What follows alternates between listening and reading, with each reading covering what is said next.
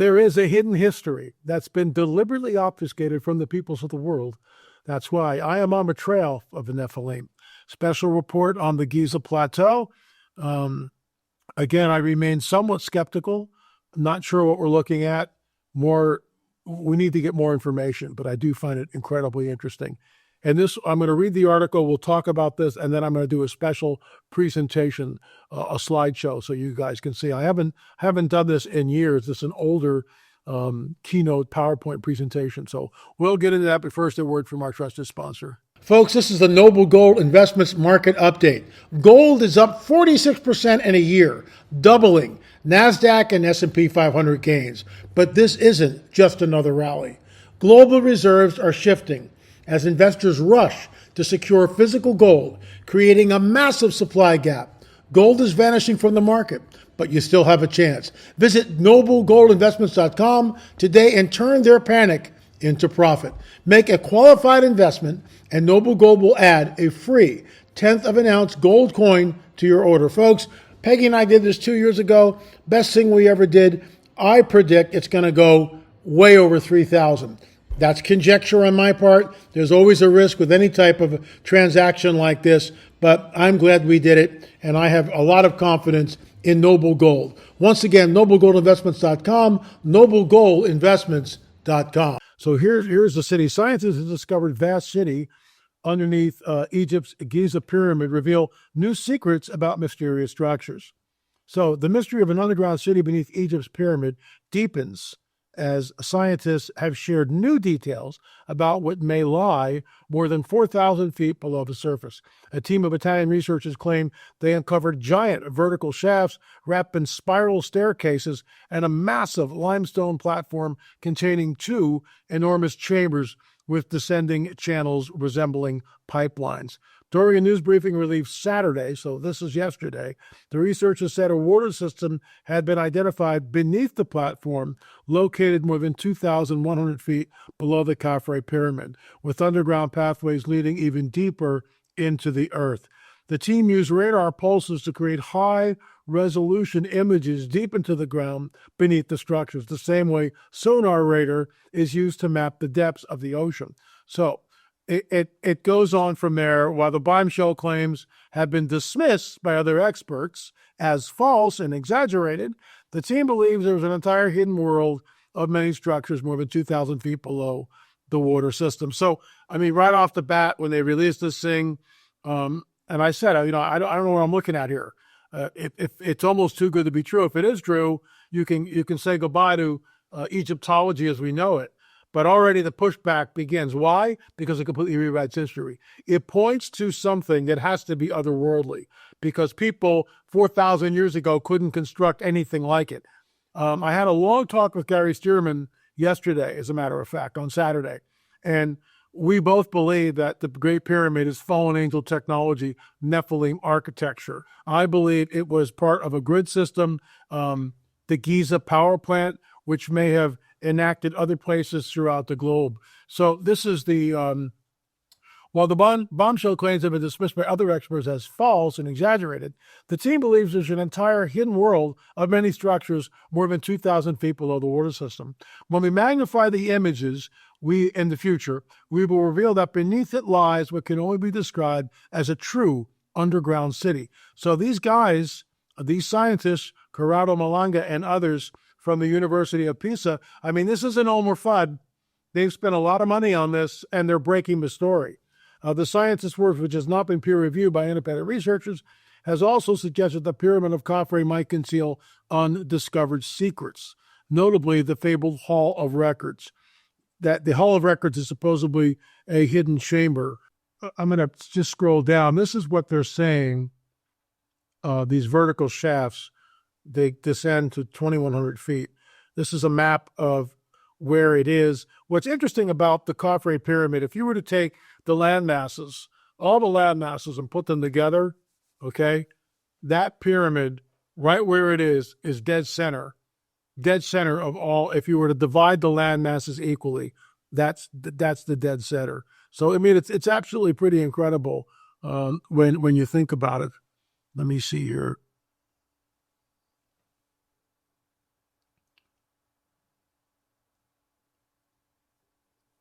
So here's a shot of what they're saying they've discovered right here.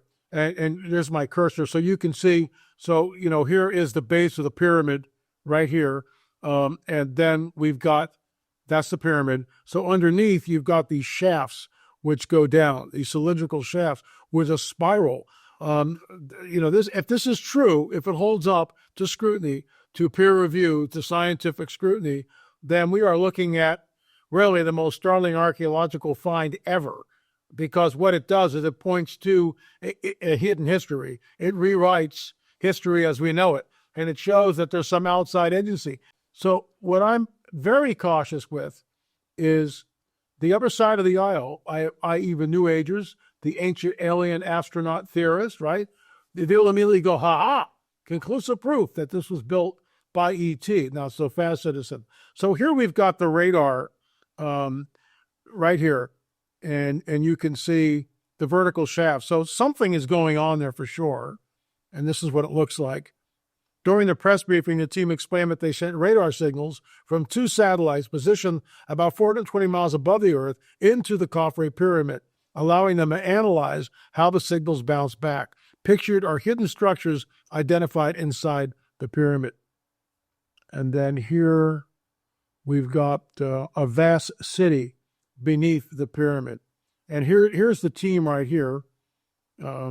These are the researchers. So again, I mean, these people are putting their own careers on the line. I don't believe that they're making this up. I really don't. Could the data be skewed? Absolutely. That's why we got to wait.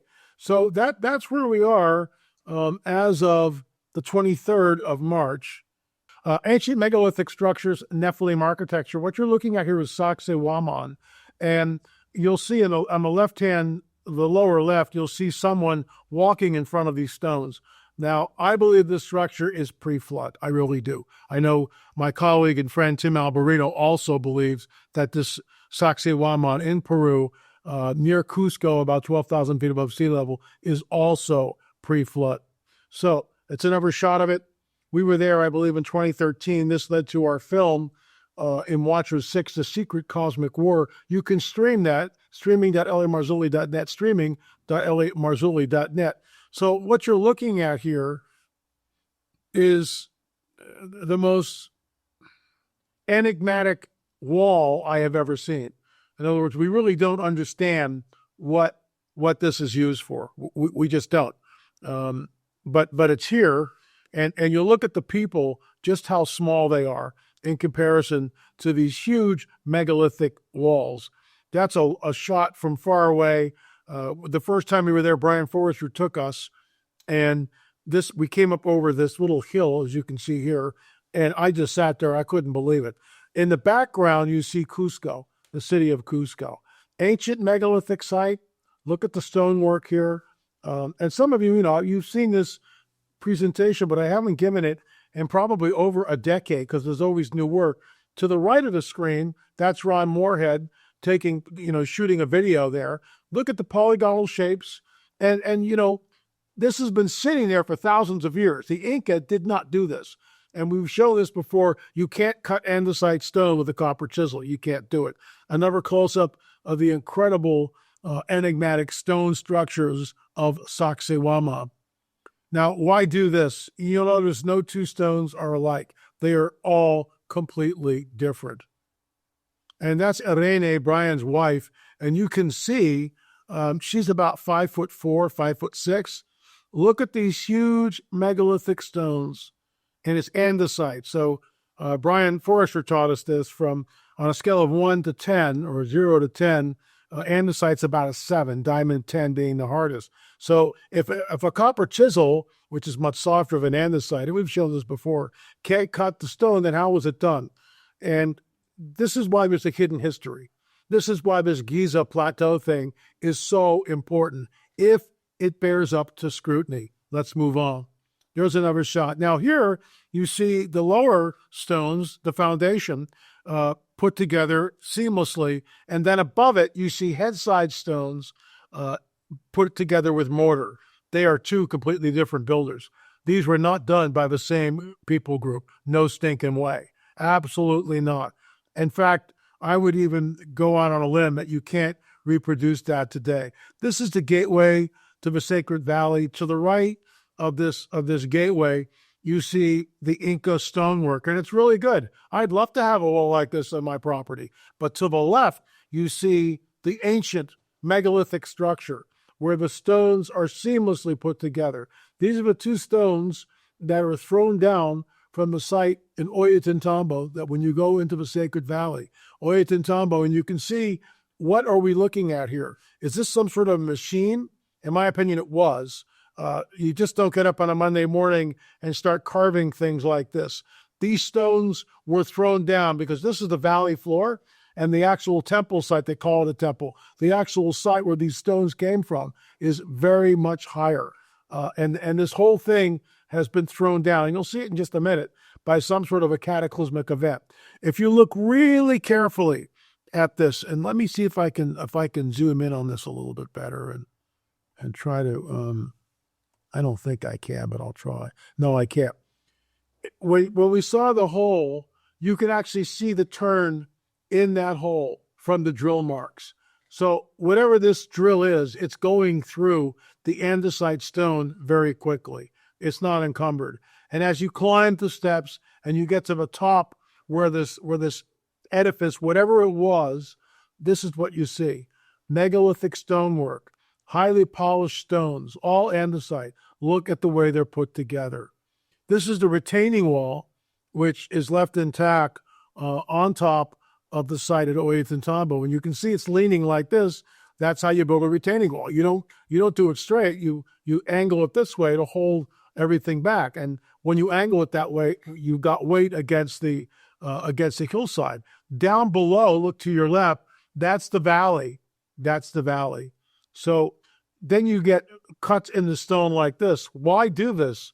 Now, I've talked to woodworkers. If you give me 3 pine blocks, let's say 2 foot by 2 foot, each one, right? Nice big square, and you go make this.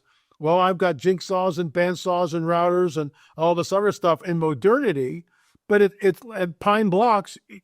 I got to sand, I got to cut. Could I do that? Yeah, but this is andesite stone. And why? Because they can do it. They're not sweating it, folks. The technology used in this construction, as well as in Giza, if it bears up to scrutiny, is by far in advance of anything we have on the planet right now. Now you're on top of the temple complex, or let's just call it the complex. And I remember Richard Shaw, my late business partner, and I looking at this going, my gosh, why do this? In other words, they've chipped away all the stone except for this one horizontal bar. Why? We don't know. It's very enigmatic. These are the standing stones which are still remain to this day. It's all that's left, really, of Ollantaytambo. And, what purpose do they have? We have no idea. None at all. These are the plinths that are between these huge megalithic stones. And this area is very prone to seismic activity. And so when you see this, these plinths in between these stones are there to alleviate some of the stress from an earthquake. This is a shot from this position right here, looking back at the so-called Sacred Valley. So that's Brian Forrester. That is the Sacred Valley. That's the place of Ollantaytambo. To your left, on the very bottom corner, is where those 2 standing stones, and you can see something very cataclysmic has happened here. Everything is thrown down. Why? And when the Inca got there, this is what they found. They were the first people there, as far as we know. This is what they discovered. Something cataclysmic, like a great flood. In my opinion, it was. Was it part, and here's where I'm going. Was this part of an ancient grid system? In my opinion, absolutely it was. Let's continue. America Stonehenge. So here's the sacrificial table at America Stonehenge. And when you're in the center there, the equinoxes and the solstices point to different places across the planet. So when you're there, you can see right that little line going up. That's the center of the henge. And you go out to the summer solstice standing stone. When you continue that line, you wind up bifurcating the 2 trilithons at Stonehenge, England. You can't do that. You've got to, unless you're in the air. you've got to triangulate from the air. This is advanced trigonometry. It's spherical trigonometry, which is way above my pay grade, and I have no idea how that works. But that's what I was told you're looking at in order to do this. Now, mainstream archaeology, it's just a coincidence. It's not a coincidence, because when we go back here to other sites, as you can see, the winter solstice, May Day, the equinoxes, it points to different places: Chaco Canyon, Teotihuacan, Mexico, Machu Picchu in Peru, the Canary Islands, the pyramid in Giza, and of course Stonehenge. So there's a connectivity between ancient sites like this. And why this goes in the face of modern-day archaeology is because modern-day archaeology are all isolationists for the most part. And an isolationist says, well, you have this little group of people over here, and they're just basically going to sit there. So they're in isolation, and they don't travel, they don't run around. Thor Heyerdahl proved this, and most of you have heard me talk about this. He built a replica of a papyrus boat. Thor Heyerdahl built a replica of a papyrus boat and sailed from the Straits of Gibraltar, roughly, to the New World without a compass. Just put up that sail, he's in the New World, he lands on the island of Barbados, showing conclusively that it could have been done thousands of years ago. That line, you can see the two trilithons at Stonehenge, England, and it bifurcates them absolutely perfectly. When you continue that line, you wind up in Beirut, the home of the Canaanites. Think about that. Let that sink in. There it is right there. And what's interesting, it's very close to Baalbek, in the north, and Gilgal-Raphaim in the south. Does that mean anything? I don't know, but I think it's very, very deliberate. And it's basically, there's Mount Hermon right there, which all the mischief starts. And by the way, the Israelis now have taken all of Mount Hermon and pushed into Syria. If we ever get to go back, and I'm not going back because they're still bombing the northern part of Israel as of today, as of March 23rd, rockets are still coming over. How can I take 50 people on a bus? I'm just not going to do it. Just not going to do it. So when we get there, we might be able to go, if we ever get there, if we're allowed to go back, and I feel it's safe, we might be able to see these ancient cities that were in Syria with these huge doorways and huge ceilings. They were for the giants. This is Nephilim Central, in my opinion. This is near Gilgal-Raphaim. There's a film on that, on the Trail of a Nephilim, and you can see Mount Hermon, Gilgal-Raphaim in the south of that line. To the north of the line is Baalbek.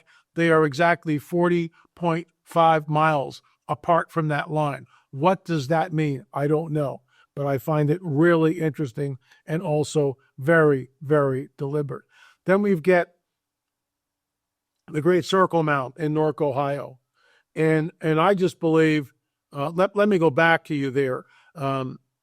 I should read this. The precise shapes and sizes of the Newark mounds testify to the Hopewell people's understanding of geometry and measurement. Stop right there. Hopewell people is a name foisted on whoever built this thing. Hopewell's a farmer. So right off the bat, they're throwing a narrative that they're just making up. A large number of people were involved who, despite the sparseness of their lives, were motivated by forces other than coercion, since there was no record of slavery among the Hopewells. And because their culture had no hard metals or wheels, they likely dug earth with wooden sticks and moved it in woven baskets. This is the prevailing narrative.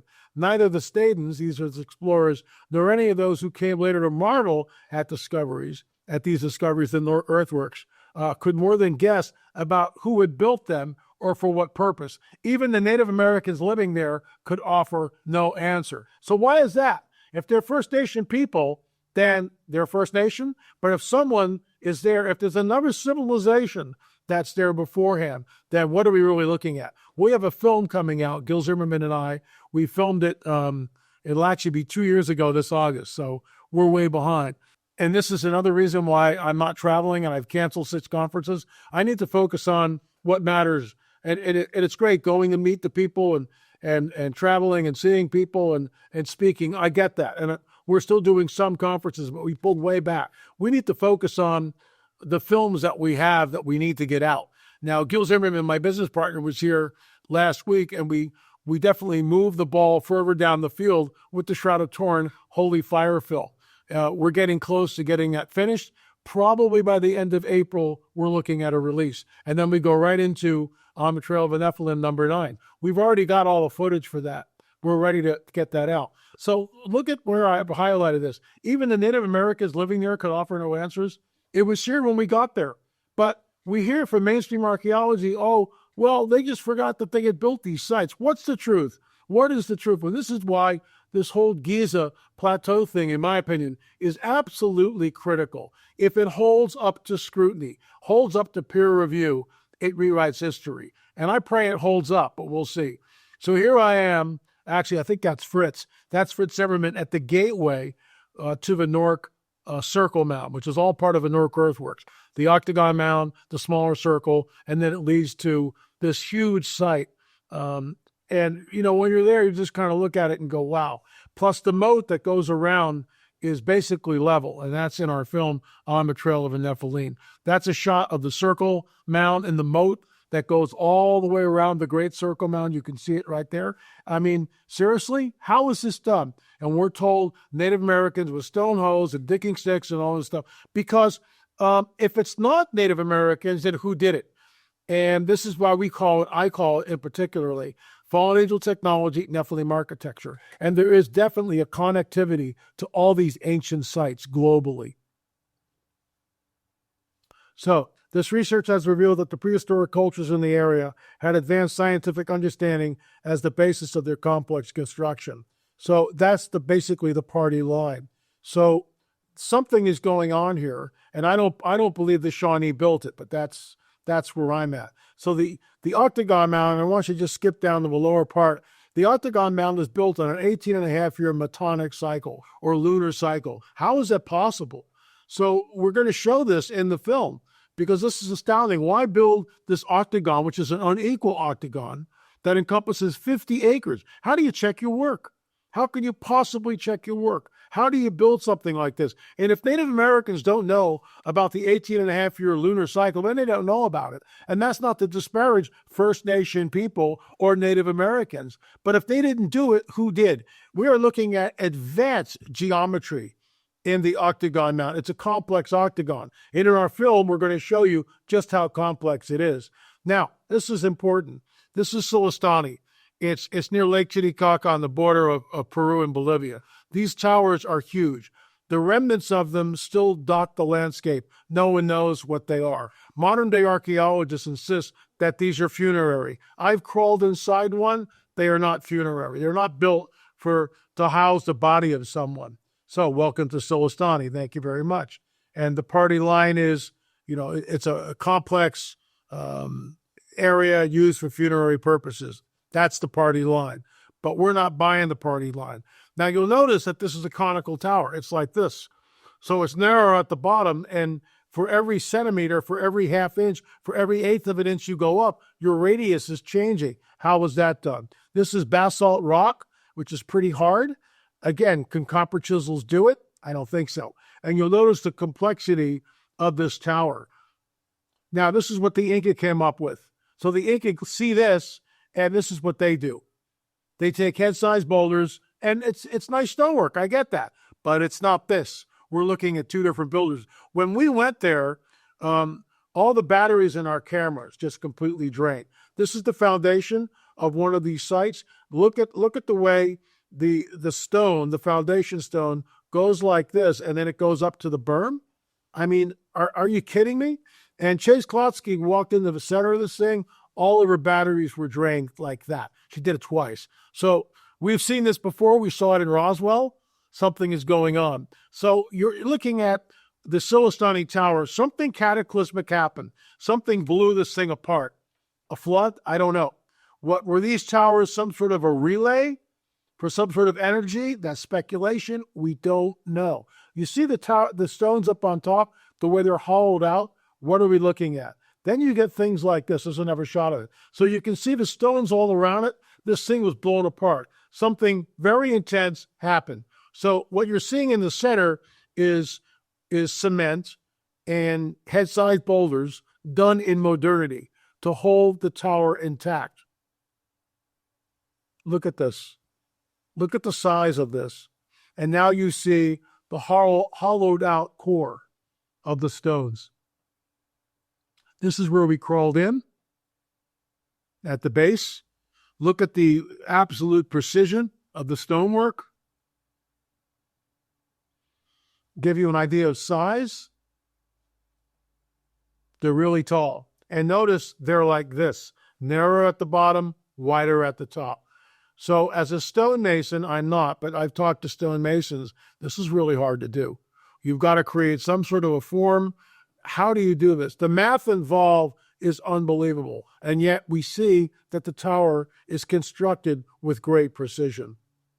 Then we see these same nodules coming out of the stone. I believe this is fallen angel technology, Nephilim architecture. You'll notice the nodes on the left-hand side on the gateway to the Sacred Valley. There it is at Sillustani, and here it is at the gateway to the Sacred Valley. And this is what it looks like from this tower right here when you look out and you see this. Notice that island is completely flat. How was that done? That's not natural. That's not natural. And we wanted to, there's only so much resources, but we wanted to get over there and walk around and see, was this done by machines? Is this natural? How is it so flat?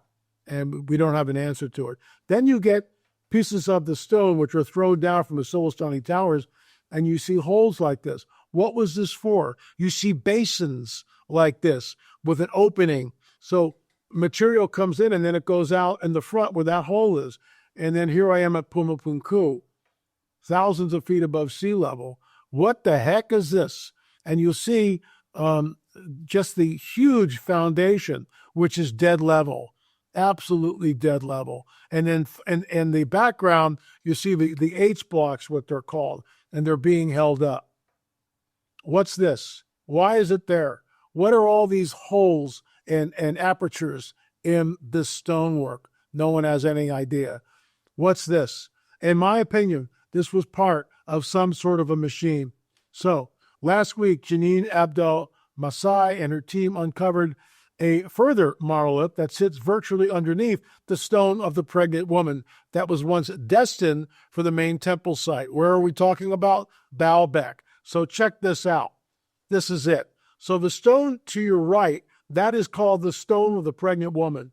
Up until this archaeologist said, maybe we should dig around and see if there's anything below this thing. They find two more stones which are larger than the stone at Baalbek. And it's like, why is it there? Why is it left? Because the flood happened and wiped the whole thing away. The temple at Baalbek in Lebanon. Just let that sink in, right? It's unbelievable. Baalbek.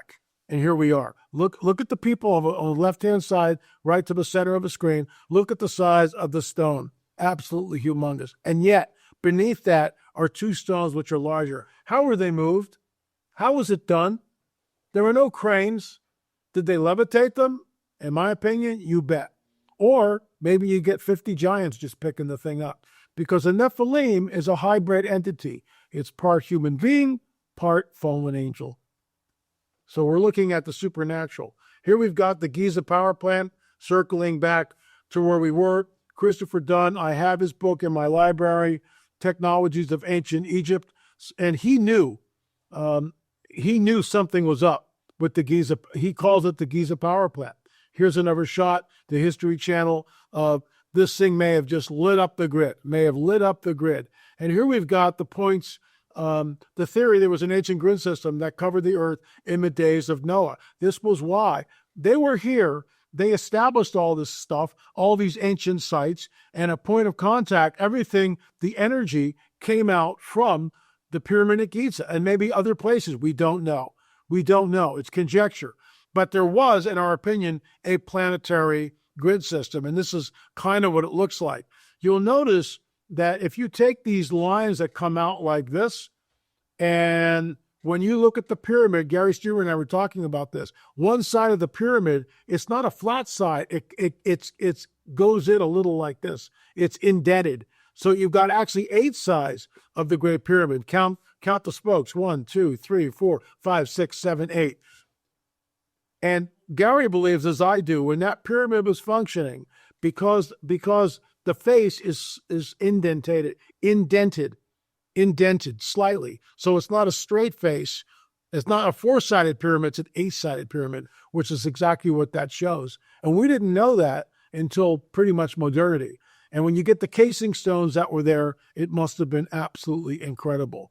This is what the New Ages are saying, and this is why this is so important. The mission of awakening consciousness: always look deeper within, find the others, awaken the others, transform reality. We are building a network of enlightened beings. Light up the grid.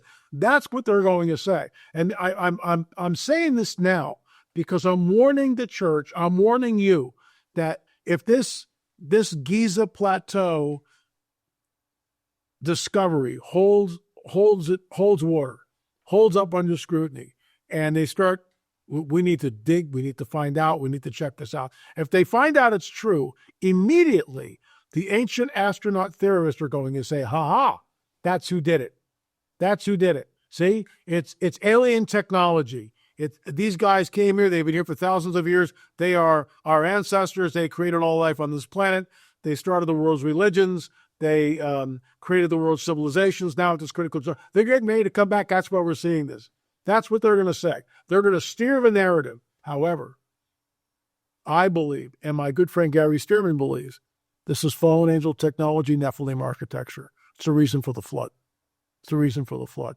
Unless they had done this, unless the flood of Noah happened, that would have been it for mankind. Only 8 people survived the ark. We're looking at a hidden history that's been deliberately obfuscated from the peoples of the world. My opinion about the towers of Sillustani is that an earlier race constructed them, and that the Aymara Indians most likely used them for secondary interments. The bottom line is that there should be a civil debate about these matters. The arrogance and closed-minded attitudes I have encountered when dealing with archaeologists and anthropologists is very disheartening. Theories change all the time, and we should be open to various possibilities. The majority of what any civilization regards as fact is later proven inaccurate. What does our civilization have wrong? Archaeology is nothing more than educated guesswork, usually taking place inside an echo chamber where careers and salaries are dependent on a specific narrative. Yet, we are given the impression it is as certain as mathematical proof. There is nothing wrong with asking questions and offering different viewpoints. Yet, this is looked upon as an act of heresy in most academic circles. I leave the final thought to Thomas Kuhn for his structure of the scientific revolution. Mop-up operations are what engage most scientists throughout their careers. This paradigm-based research is an attempt to force nature into a preformed and relatively inflexible box that the paradigm supplies. No effort is made to call forth new sorts of phenomena. No effort to discover anomalies. When anomalies pop up, they are usually discarded or ignored. Anomalies are usually not even noticed, and no effort is made to invent a new theory, and there is no tolerance for those who try. That's from our friend and colleague Jim Vieira. It's a great quote, and we'll leave you with that. There is a hidden history that's been deliberately obfuscated from the peoples of the world, and that's why I am on the trail and will continue to be on the trail of the Nephilim. Thanks for watching. Hey guys, I'm Ashley, and I'm excited to talk to you about L.A. Marzulli's new book, Rungs of Disclosure. What has been called his most important work to date, Rungs of Disclosure uncovers the shocking truth about UFOs and UAPs, information that has been hidden from the public since the Roswell crash of 1947. The book begins with F-18 fighter pilot Commander David Fravor, who made headlines when he appeared on Tucker Carlson and stated on the record that the UFO he encountered was not of this earth. His testimony was the catalyst for this book, the first rung on the ladder of disclosure. LA warns that we are heading toward what he calls the coming Great Deception. Everything we know, now is the time to uncover the facts. Now is the time to be prepared. Visit rungsofdisclosure.com to get your copy of L.A. Marzulli's latest book today. Arm yourself with the truth about the UFO phenomenon from a biblical perspective. To explore all of L.A.'s other work, head over to lamarzulli.com.